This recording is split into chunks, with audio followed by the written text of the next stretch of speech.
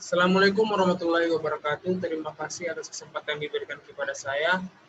Atas nama Muhammad Yamin dengan stambuk F1J11808E6 akan mempresentasikan tugas final biokimia 2.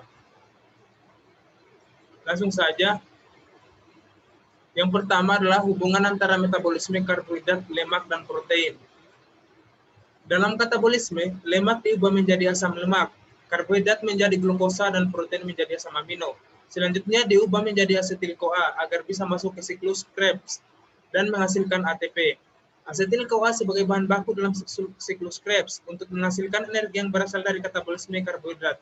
Protein maupun lemak, titik temu dari berbagai katabolisme ini berguna saling menggantikan bahan bakar dalam sel. Hasil katabolisme ini juga bermanfaat untuk menghasilkan senyawa lain, yaitu dapat membentuk ATP, hormon komponen hemoglobin ataupun komponen sel lainnya. Lemak atau asam heksanoat lebih banyak mengandung hidrogen terikat dan merupakan senyawa karbon yang paling banyak tereduksi. Sedangkan karbohidrat atau glukosa dan protein atau asam glutamat banyak mengandung oksigen dan lebih sedikit hidrogen terikat, adalah senyawa yang lebih teroksidasi. Senyawa karbon yang tereduksi lebih banyak menyimpan energi, dan apabila ada pembakaran sempurna akan membebaskan energi lebih banyak. Karena adanya pembebasan elektron yang lebih banyak, jumlah elektron yang dibebaskan menunjukkan jumlah energi yang dihasilkan.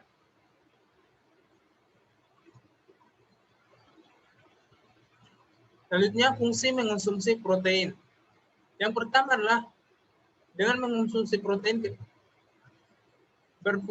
berperan untuk perbaikan dan perawatan. Yang kedua adalah sumber nutrisi. Yang ketiga adalah pembentukan hormon. Yang keempat adalah pembentukan enzim. Yang kelima adalah sebagai alat transportasi dan penyimpanan molekul tubuh. Dan yang terakhir dan keenam sebagai pembentuk antibodi. Metabolisme protein. Makanan dengan protein akan dikunyah dan masuk ke dalam perut yang mengandung asam klorida dan enzim pepsin. Dilansir dari chemistry Libretext, dalam perut protein masuk ke dalam lambung. Oleh hasil akan diturunkan atau dinaikkan pH-nya menjadi 1,5 sampai 3,5. Dari lambung, protein akan masuk ke dalam usus kecil yang memiliki hormon pencernaan sekretin dan CCK. Asam klorida dari lambung menyebabkan makanan bersifat asam. Asam dapat menyebabkan usus kecil terluka. Proses pemecahan protein dalam usus kecil disebut dengan proteolisis. Proteolisis dimulai saat makanan masuk ke usus kecil dan menyentuh enterokinase yang menempel di dinding usus. Kerja enterokinase seperti alarm bangun untuk para enzim. Enterokinase membangunkan enzim tripsin yang tertidur dan mengaktifkannya. Begitupun enzim tripsin yang tertidur juga ikut membangunkan, yaitu enzim kemotripsin. Setelah enzim aktif, pemecahan protein kembali berlangsung oleh enzim kemotripsin, eripsin, dan peptidase yang bertugas memecah molekul kompleks protein menjadi asam amino. Setelah metabolisme protein selesai, asam amino akan dikirim ke hati melalui aliran darah untuk kemudian digunakan dalam metabolisme karbohidrat. Asam amino digunakan untuk membentuk protein yang akan membantu pada metabolisme karbohidrat. Dari gambar, terlihat jenis-jenis asam amino yang membantu proses metabolisme glukosa untuk menghasilkan energi. Tanpa adanya asam amino, asam tersebut pembuatan energi untuk tubuh tidak akan terjadi. Proses metabolisme asam amino. Yang pertama adalah proses transaminasi. Proses transaminasi merupakan proses katabolisme yang melibatkan proses pemindah gugus amino satu dengan yang lainnya. Yang kedua adalah proses deaminasi. Deaminasi merupakan proses kimiawi pada metabolisme asam amino dengan tujuan melepaskan gugus amino yang berasal dari senyawa asam amino. Proses deaminasi ini terbagi menjadi dua, yaitu deaminasi oksidatif, yaitu deaminasi ini terjadi pada saat malam hari ketika sedang tidur dan tempat terjadinya terdapat di hati. Yang kedua adalah deaminasi non-oksidatif. Deaminasi non-oksidatif adalah proses perubahan serin menjadi asam piruvat yang dihasilkan dari proses katalis dengan bantuan serin dehidratase. Kemudian zat sisa katabolisme bagi tubuh. Pada tubuh manusia ialah tempat berlangsungnya berbagai proses metabolisme. Yang dalam ini metabolisme merupakan perubahan kimia dengan bantuan enzim yang terjadi di dalam tubuh organisme. Dalam proses metabolisme menghasilkan energi dan zat yang berguna bagi kehidupan. Selain itu terbentuk zat sisa yang merupakan racun apabila tetap berada di dalam tubuh. Oleh karena itu zat sisa harus dikeluarkan. Salah satu contoh zat sisa yang berbahaya bagi tubuh adalah amonia. atau NH3. Gangguan metabolisme tubuh adalah kondisi saat proses metabolisme tidak terjadi sebagaimana mestinya. Tubuh malah menghasilkan nutrisi yang berlebihan atau kurang. Gangguan metabolisme tubuh dapat terjadi dalam berbagai bentuk, seperti kurangnya enzim atau vitamin, adanya reaksi kimia yang menghambat proses metabolisme, kelainan pada organ penting atau pankreas, hati, dan kelenjar endokrin, dan juga kurangnya kadar nutrisi dalam tubuh. Mekanisme pengeluaran zat sisa. Yang pertama adalah ekskresi, pengeluaran bahan-bahan yang tidak berguna yang berasal dari sisa metabolisme dan dikeluarkan bersama urin, keringat, dan udara pernapasan. Yang kedua adalah defekasi, proses pengeluaran sisa makanan yang disebut dengan fases. Yang ketiga adalah sekresi, proses pengeluaran getah dan kelenjar. Getah ini biasanya mengandung enzim. Replikasi DNA. Replikasi DNA adalah proses menyalin molekul DNA beruntai ganda. Kedua untai berfungsi sebagai template untuk reproduksi untai yang berlawanan. Proses replikasi DNA ini terjadi dalam semua bentuk kehidupan dengan DNA. DNA merupakan polimer yang terdiri dari komponen utama, yaitu hubus fosfat, hubus deoksiribosa, dan basa nitrogen. Yang diantaranya adalah adenin, guanin, sitosin, dan timin. Lagging strand. Lagging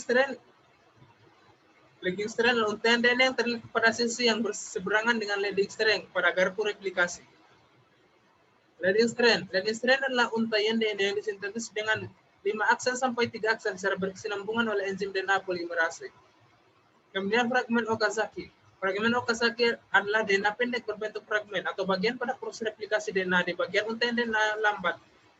Sintesis DNA akan selalu bergerak dengan arah 5 sampai 3 aksen. Kemudian ada pemanjangan untai DNA. Dua untai DNA yang saling melengkapi bersifat antiparalel, yaitu berjalan dalam arah yang berlawanan. Satu untai DNA berjalan dalam arah 5 sampai 3 aksen, sedangkan untai yang lain berjalan dalam arah 3 sampai 5 aksen. Enzim dan protein yang berperan dalam replikasi DNA. Yang pertama adalah DNA helikase, yang berperan dalam melepaskan heliks ganda DNA untuk membentuk garpu replikasi. Yang kedua adalah topoisomerase, yaitu untuk membantu meregangkan rantai DNA saat akan dibuka oleh DNA helikase. Yang ketiga adalah RNA primase, yaitu untuk membentuk primer RNA. Dan yang keempat adalah DNA polimerase, membaca rantai DNA utuh dan menggunakannya untuk membentuk segmen salinan. Dan yang terakhir adalah DNA ligase, menggabungkan segmen salinan Okazaki. Transkripsi. Intron adalah setiap urutan nukleotida di dalam gen yang dibuang dalam penjalinan RNA selama pematangan produksi RNA akhir. Exon adalah bagian dari gen yang akan menyandi bagian dari RNA matang akhir yang dihasilkan oleh gen tersebut setelah intron telah dihilangkan oleh penjalinan RNA. Yang ketiga adalah cap. Cap adalah suatu protein yang dapat berikatan dengan DNA. Exon ekor poli A adalah rantai panjang nukleotida adenin yang ditambahkan ke molekul mRNA selama pemrosesan RNA untuk meningkatkan stabilitas molekul. Translasi. Dalam translasi ada beberapa tahap dalamnya. Yang pertama adalah tahap inisiasi. Adalah tahapan di mana molekul mRNA melakukan pengikatan dengan ribosom pada situs tertentu. Pengikatan ini terjadi setelah mRNA telah melalui tahapan modifikasi molekul. Yang kedua adalah tahapan elongasi. Terminasi merupakan proses penampakan asam amino baru terhadap rantai asam amino yang telah sebelumnya terbentuk. Yang ketiga adalah tahap terminasi atau tahap akhir. Dari translasi terjadi saat ruangan A sampai pada kodon akhir. Kodon ini tidak akan memanggil tRNA tertentu, tapi akan mengaktifkan faktor pelepas yang menyebabkan ditambahkannya molekul air pada rantai asam amino yang telah terbentuk.